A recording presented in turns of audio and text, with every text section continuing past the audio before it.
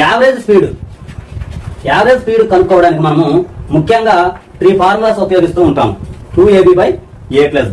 ఈ ఫార్ములాలు ఎప్పుడు వాడతామయ్యా అంటే ఈ యొక్క డిస్టెన్స్ అనేది కాన్స్టెంట్ గా ఉన్నప్పుడు లేదా ఈక్వల్ గా ఉన్నప్పుడు ఈ యొక్క ఫార్ములాను వాడుతూ ఉంటాం. 2ab/a+b అంటే రెండో ఫార్ములా వచ్చేసి a+b/2.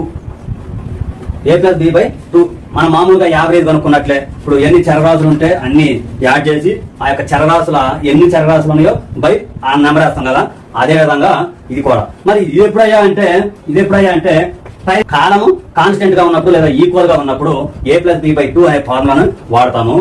ఏ సందర్భంలోనైనా ఉపయోగించేది total distance by total time.